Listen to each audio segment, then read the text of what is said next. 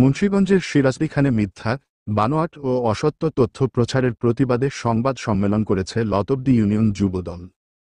গেল বুধবার ২৭ নভেম্বর বেলা 11:30টায় সিরাজদিখান প্রেসক্লাব হলরুমে এই সংবাদ সম্মেলন করা হয়।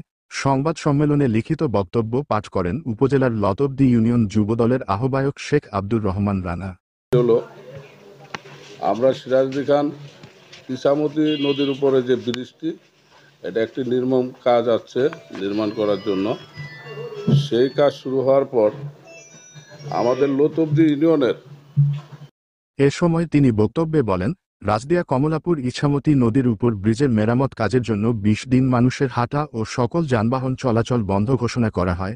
এ পথে প্রতিদিন শিক্ষার্থী, চাকুরিজীবী সহ বিভিন্ন শ্রেণী পেশার হাজারো মানুষ যাতায়াত করেন। বর্তমান সময় কৃষকদের আলু বীজ, সার ও শিক্ষার্থীদের পরীক্ষা শুরু হয়েছে। তাই লতবদী ইউনিয়নের চর নিমতলা, গয়াতলা, কমলাপুর, রামানন্দ ও মাহমুদপুর এই ৫ গ্রামবাসী আলোচনা করে সিদ্ধান্ত নেয় কমপক্ষে ৩টি ট্রলার দিয়ে যাত্রীদের পারাপারের ব্যবস্থা করার।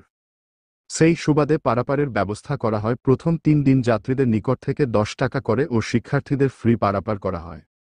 এরপর ইউনিয়ন যুবদলের সহযোগিতা এবং ওই গ্রামগুলোর প্রবাসীরা ট্রলার খরচ দিবে বলে জানায়। প্রতিদিন ১৫ থেকে ১৬,০০০ টাকা খরচ হয়। ৩ দিন ভাড়া নেওয়ার কারণে কুচিয়ামেরার মোস্তাফিজুর রহমান রিপন নামের এক ব্যক্তি ইউনিয়ন যুবদলের নামে চাঁদার অভিযোগ তুলেন। সেটির সূত্র ধরে তথ্য যাচাই না করে বিক্রমপুর টিভি নামে ফেসবুক পোর্টালে সংবাদ প্রচার করে। সামাজিক, মানবিক কাজ করার পরও ইউনিয়ন যুবদলের নামে মিথ্যা, বানোয়াট ও অসত্য তথ্য প্রচার করায় আমরা হতাশ, আমাদের সম্মানহানি হয়েছে। এজন্য এর প্রতিবাদে আজ আমরা সংবাদ সম্মেলন করেছি। ১১ দিন যাবৎ ব্রিজটি কাজের জন্য বন্ধ রয়েছে। বর্তমানে প্রবাসীদের অর্থায়নে একটি ট্রলার দিয়ে প্রতিদিন হাজারো যাত্রীদের ফ্রি পারাপার করা হচ্ছে।